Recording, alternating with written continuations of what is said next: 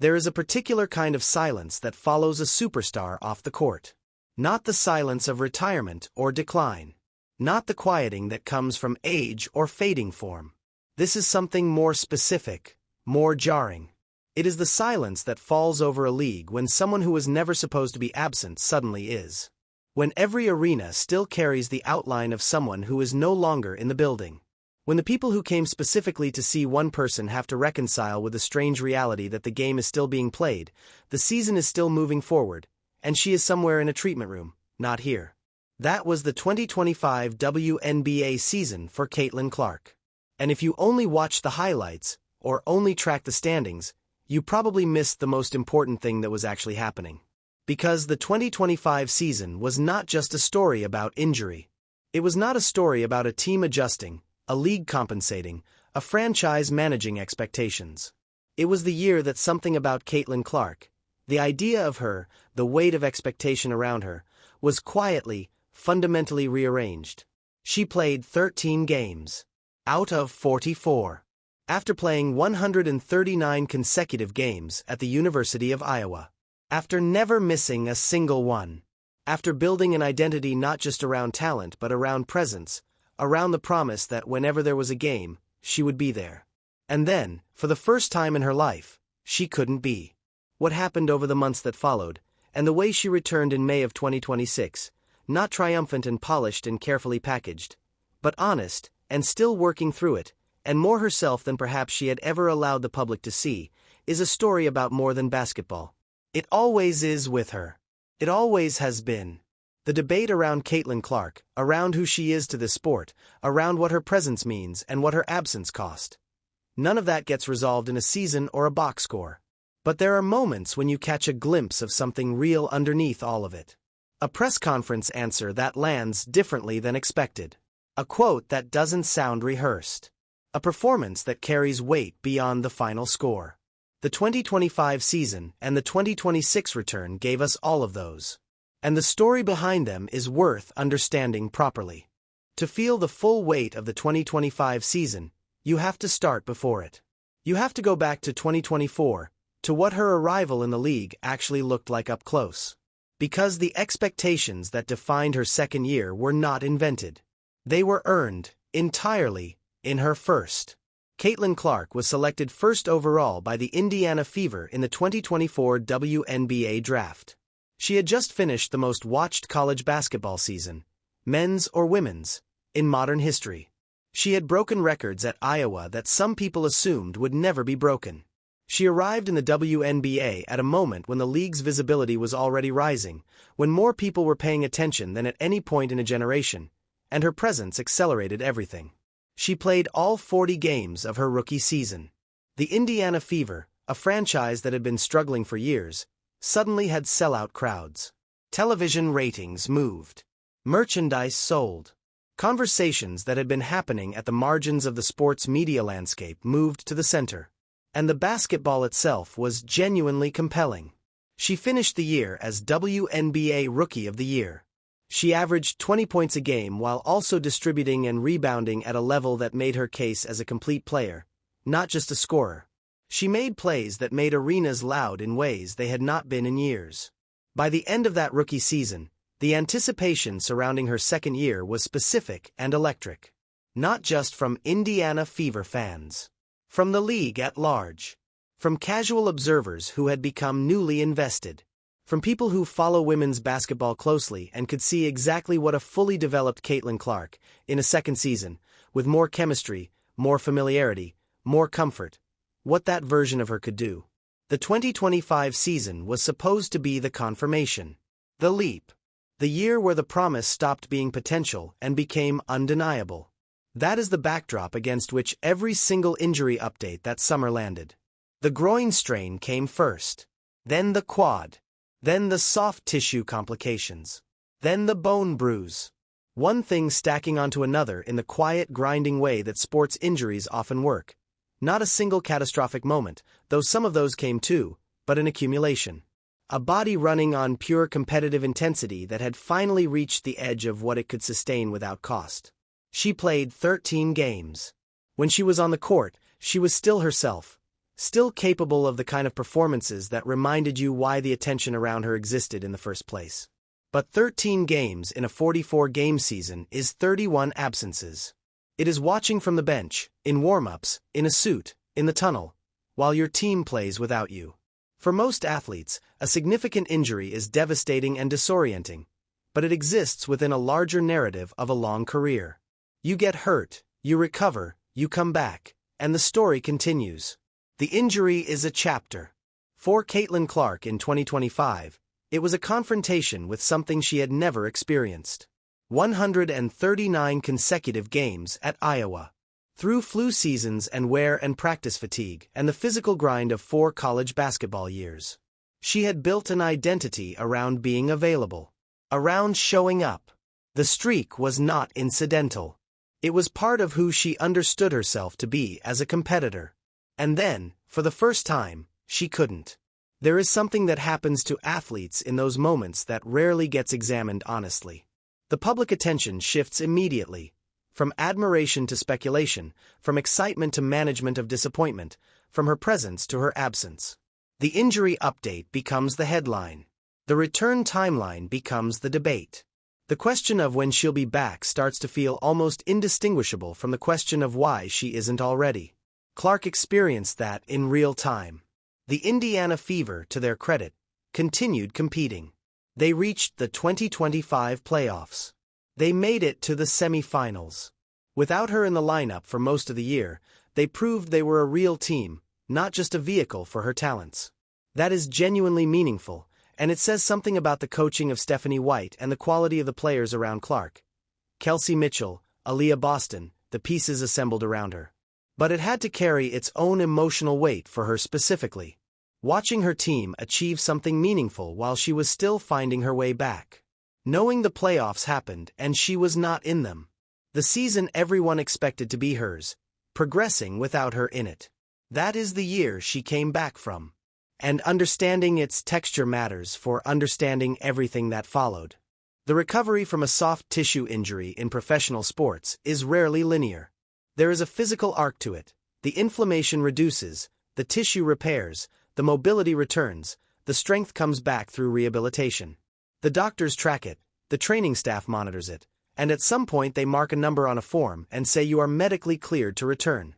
But clearance and readiness are not the same thing. And Caitlin Clark said so directly. When she returned in May of 2026, in the press conferences surrounding her comeback, she did not give the standard version of what athletes in her position typically say. Most players in most situations, coming back from a significant injury, have an incentive to project confidence. The team needs it. The media narrative around it benefits from it.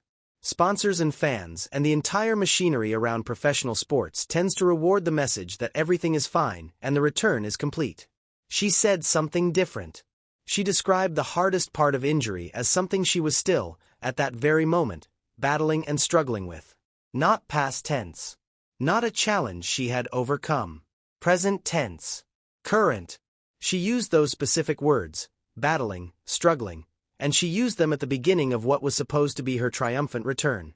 She admitted that the mental hurdle of trusting her body again was going to take her a little bit of time.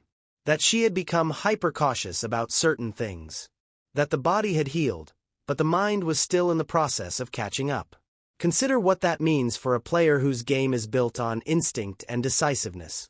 Caitlin Clark's basketball, the pull-up threes from 30 feet, the full-speed drives, the court vision operating at pace. None of that works if there is hesitation built into it. Hesitation is the thing that separates elite from special at that level. The moment your nervous system is calculating risk in situations where it used to just react, something has changed. She named that. She described it with precision.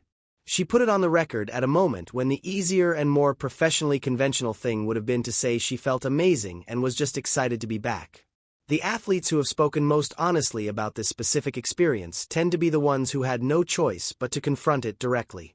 Kobe Bryant talked about the psychological dimension of his Achilles recovery, the gap between being cleared and feeling like yourself again. Kevin Durant addressed the loneliness of the rehabilitation process after his injury in the 2019 finals. Serena Williams was remarkably candid about how long it took to trust her body after her own health complications. What they all described, in different words, is the same thing Clark named in those press conferences. The recovery is not finished when the physical healing is complete. The harder work sometimes comes after. What made her version of this resonate differently is the timing and the visibility. She is 23 years old. She is in her second professional season. She is speaking about these things at a moment when the attention around her is not quiet or small. And she is choosing, in that moment, to tell the truth rather than manage the narrative. That is not a small thing in the culture of professional sports. It landed the way it did because it was genuine, and because enough people watching it recognized the feeling she was describing from their own lives, the version of it that has nothing to do with basketball. The story of how Caitlin Clark became someone people connected with emotionally, not just admired athletically, is worth tracing carefully. Because it does not begin in the WNBA. She arrived at the University of Iowa in 2020 and spent 4 years building something that is genuinely rare in college sports. A program's identity became inseparable from her. The way Iowa played, the way people talked about Iowa, the way arenas filled and television cameras appeared and casual sports fans suddenly found themselves invested in women's college basketball. All of it was constructed around her specific presence and her specific approach to the game. She was a scorer, yes. A historically great one. She broke records at Iowa that had stood for decades, and then broke the all-time NCAA scoring record, men's or women's, in her senior season. But the reason people came back, season after season, game after game, was something beyond the points. It was the personality of how she played. The range. The confidence. The moments where she did something that seemed physically impossible and her reaction made you feel like she had imagined that exact outcome before it happened. Those 4 years built a relationship between her and a public audience that was unusual for women's college basketball. When she declared for the WNBA draft, something shifted in how people talked about the professional league. The attention was not entirely comfortable. There were legitimate debates about representation, about the differential between how she was covered versus her peers, about whether the attention was proportionate and whether it served the league's existing players fairly. Those debates happened. They were real. They did not disappear. But the attention itself was undeniable. And it arrived with her when she stepped into Indiana Fever training camp. By the time the 2025 season began, there were people watching the Fever, watching her specifically, who had not previously been WNBA fans, had not followed women's basketball through its previous generation of stars, had come to the sport specifically because of her. That is both a gift and a particular kind of weight. Because when she is absent, those people feel it sharply. The machine around professional sports treats that kind of viewership as an asset to be protected, and protects it by generating urgency around her return. The countdown clock. The injury update as event. The question of when, repeated endlessly, until it starts to feel like pressure. She felt that pressure. She said so. And she also said something that landed harder than almost anything else she addressed during the 2025 season. Being hurt is an incredibly isolating thing, and you don't really understand it until you go through it. That line resonated far outside sports. Because it is true outside sports. Isolation is one of the central, under-acknowledged experiences of serious injury. Whether you are a professional athlete or a person dealing with a health crisis, a period of burnout, a loss of capacity that makes the rest of the world feel like it is moving without you. You travel with the team and cannot compete beside them. You sit courtside while the thing that defines your identity continues without you. You rehabilitate in quiet rooms while people who care about you discuss your return date as if your body operates on a schedule they can access. The people who heard her say that and felt it were not exclusively sports fans. That is the thing about her that is genuinely difficult to quantify and genuinely important to the story of the 2026 return. The connection she has built goes past fandom into something more personal. People are not just watching a player come back from injury. They are watching a person they feel some relationship with navigate something they understand, at least partly, from their own experience. That is not manufactured. It cannot be manufactured. It grew out of the particular way she has always shown up. Present, unguarded, competitive, and honest in a way that seems to resist the media-trained packaging that most athletes at her level have built around themselves. May 9, 2026. Gainbridge Fieldhouse in Indianapolis. Indiana Fever vs. Dallas Wings. Season opener. She was back. 31 minutes of game time. 20 points. 5 rebounds. 7 assists.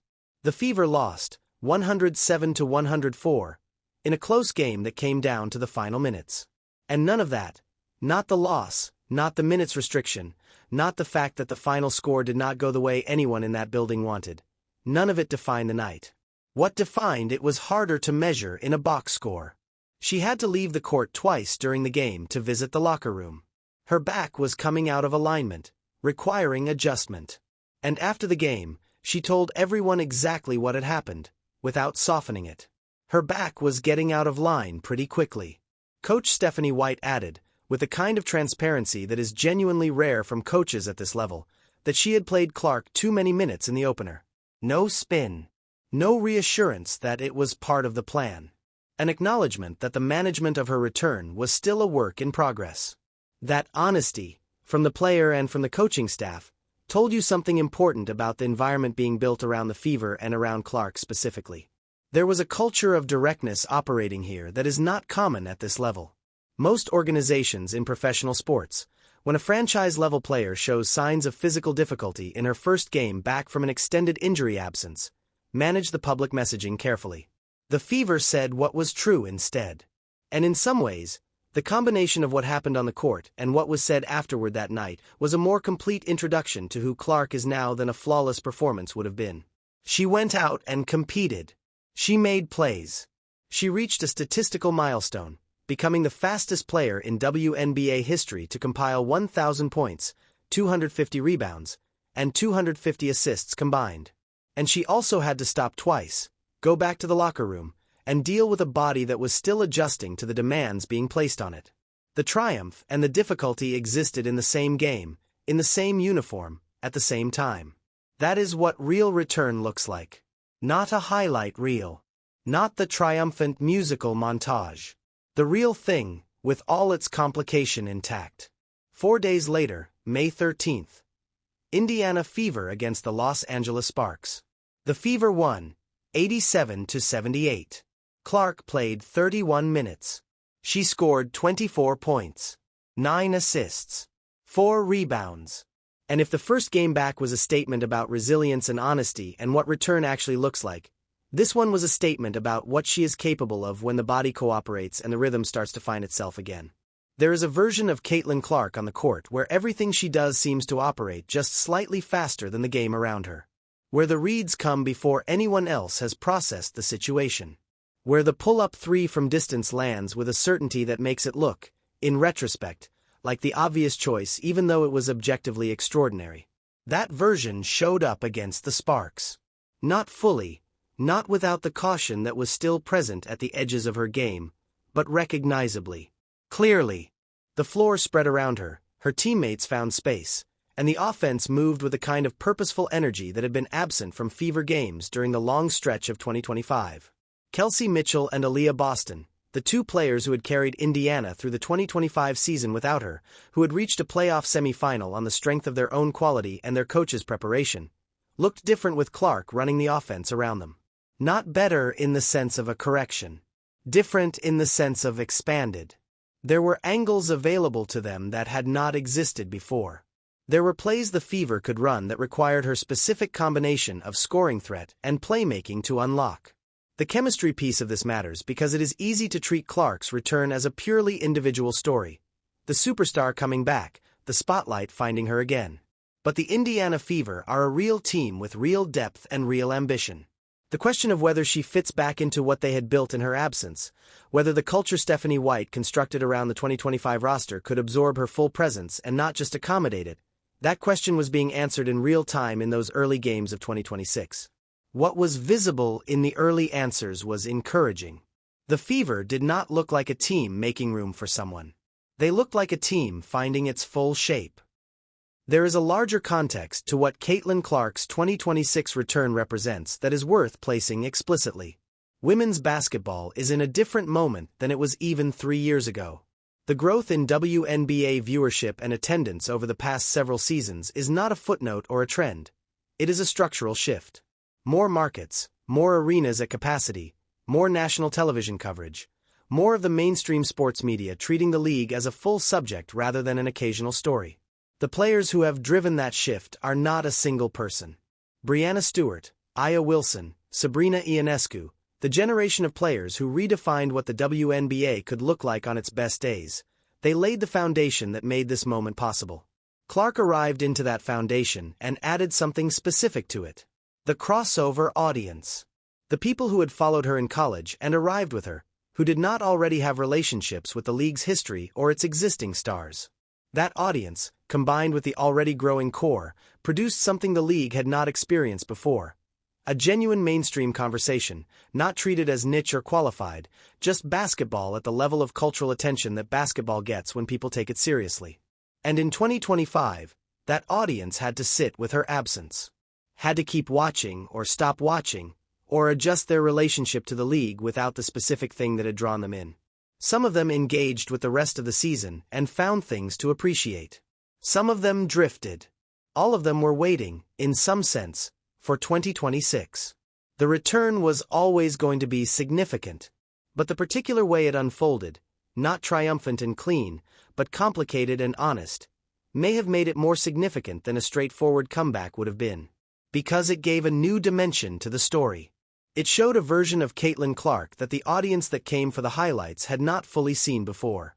And that version, the one willing to say plainly that recovery is hard and she is still inside it, is the version that tends to deepen a connection rather than simply extend it. There is something worth sitting with about the specific phrase she used. Trusting my body. For someone who has spent her entire athletic life operating at a level where physical trust is assumed, where the body simply does what the competitive mind requires it to do, where instinct and training and thousands of repetitions have made certain movements as automatic as breathing, to acknowledge that trust is gone, even temporarily, is to acknowledge a vulnerability that most athletes in her position would protect carefully.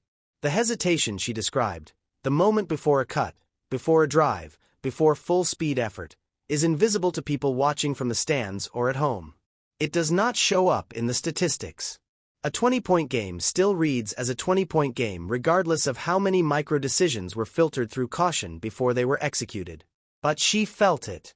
And she decided to say so. In doing that, she connected her experience to something that extends far beyond the WNBA. Because the question of learning to trust yourself again after something has broken your confidence in your own capabilities, whether that is physical or professional or personal, is not unique to athletes. It is not unique to a second WNBA season. It is a deeply human question that most people encounter in some form, at some point, and rarely hear addressed with this kind of specificity and honesty by someone operating at the level of attention she operates at. The people who responded most strongly to her words in those press conferences were not, in many cases, people whose specific experience was athletic. They were people who understood the feeling she was describing from a different context. Someone who had come back to work after an illness and found that their confidence in their own competence had to be rebuilt alongside their physical recovery. Someone who had rebuilt their life after a loss and found that the hardest part was not the external situation but the internal recalibration. Someone who had returned to something they loved after being forced away from it and discovered that love alone was not enough to erase the fear that had settled in during the absence. That is the resonance her honesty created. It is not manufactured, not coached, not the product of a media strategy.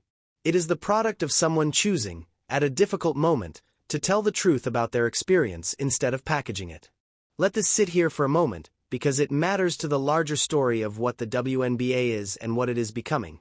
One of the debates that followed Clark's arrival in the league in 2024, and it was a genuine debate with legitimate perspectives on multiple sides, was about proportionality. About whether the coverage and attention and commercial interest that followed her was reflective of the league's actual landscape or was distorting it. About players who had been stars and contributors and foundational figures for years feeling displaced from the center of the narrative around their own league. About whether Clark's specific visibility was an asset to the WNBA collectively or an imbalance within it. Those conversations did not disappear during the 2025 season, but the 2025 season itself provided something of an answer to the structural version of the question. The Indiana Fever went to the playoffs without her. Meaningful games were played. Other players competed at a high level and drew attention and were part of important moments. The league continued, and the league was good. The argument that the WNBA's quality and interest were entirely dependent on her presence turned out not to be accurate. What her absence did reveal is that she had become, genuinely, one of the central narratives around the league.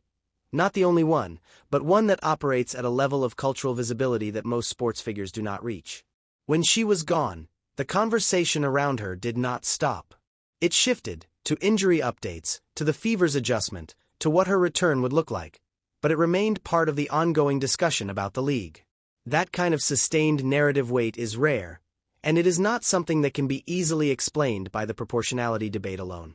The 2026 return gave the league something it could use in a specific way.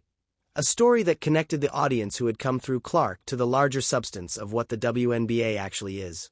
The Fever's 2025 success without her demonstrated depth. Her 2026 return demonstrated a different kind of meaning. The human story, the comeback, the honesty, the athlete as person rather than product. That combination is useful. It gives new entrants to the audience something to find and something to keep. It connects the superstar narrative to the human one. It provides the kind of entry point that sustains attention over time rather than concentrating it at a single point. The question underneath all of this, the one that the 2025 season raised and the 2026 return is beginning to answer, is about what kind of player, what kind of presence Caitlin Clark will be from here forward. She arrived in the WNBA with every expectation attached to her. She was supposed to be transformative, immediate, undeniable. And in her first season, she was.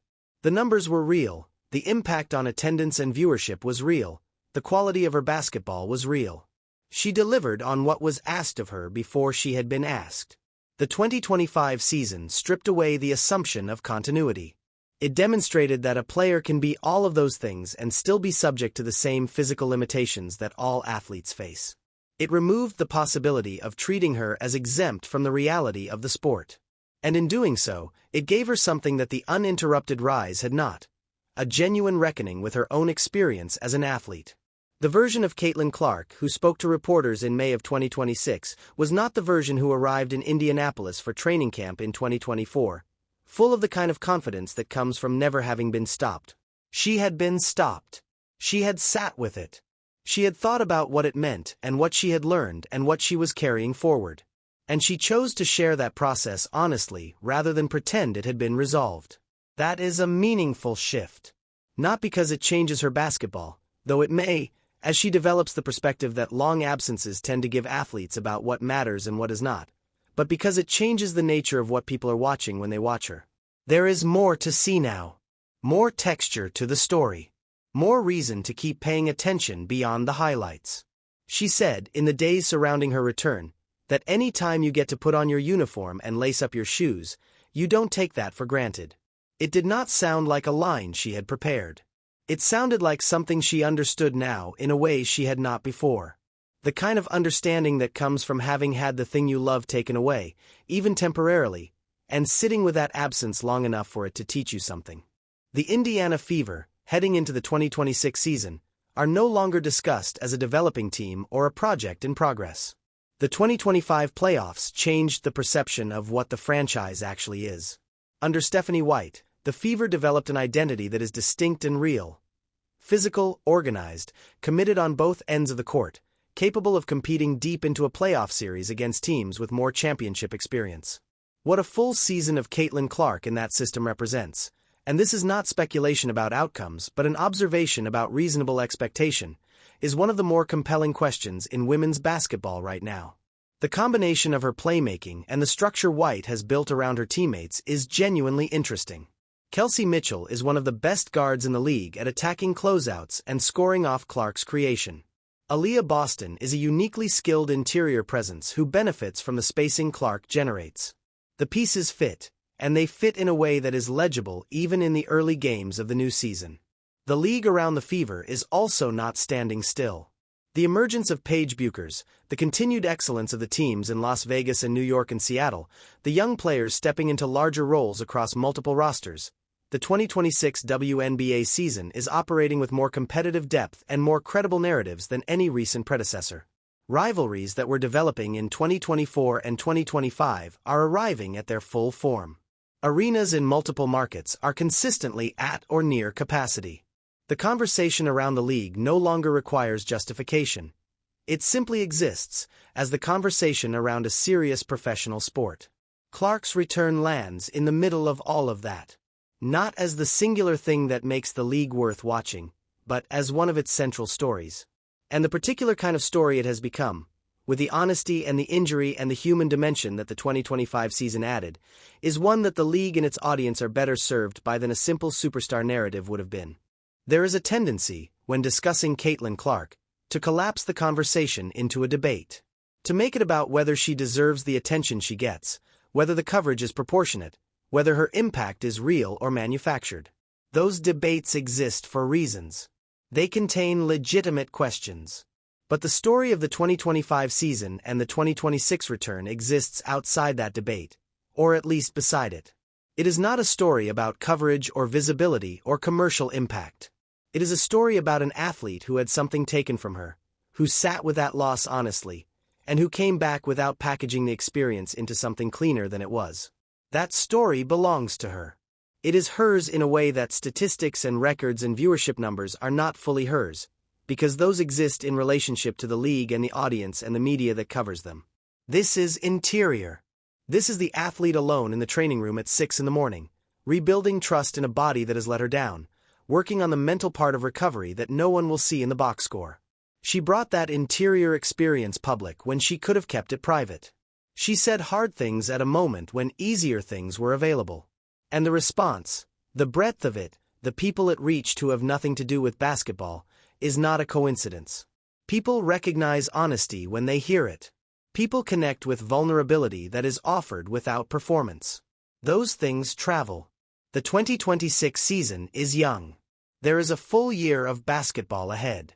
There will be more performances, more moments, more conversations about what she means to the league and what the league means to the culture around women's sports.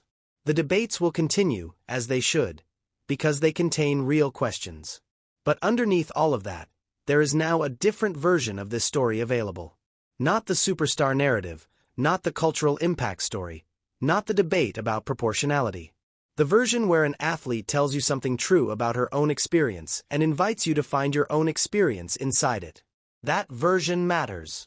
And it belongs to the 2025 season and the 2026 return in a way that no prior chapter of her story does. She came back. She told the truth about how hard it was. She played basketball in front of crowds who waited a long time to see her, and she played it with everything she had, including the parts that were still uncertain. The most durable athletes are not always the ones with the fewest interruptions. Sometimes they are the ones who go through the interruption fully, without pretending it did not cost them anything, and come out on the other side with a clearer understanding of why the game mattered to them in the first place. That understanding is visible in her now. In the way she describes putting on her uniform. In the way she talks about not taking any of it for granted. In the honesty that keeps appearing in her press conferences, refusing to simplify itself into a tidy narrative. The story of Caitlin Clark is still being written. The 2026 season is its newest chapter. And whatever comes next, the wins and the losses, the performances and the pressure, the rivalries and the records and all the noise that follows her everywhere she goes, the chapter before it made her something more than a player who can hit shots from 30 feet. It made her someone who had to find out what she was made of when the game was taken away. And she found out. Hoops Lab covers women's basketball at the depth it deserves. The rivalries, the pressure, the stories behind the scores. If this conversation around the WNBA is one you want to keep having, this channel is where it lives.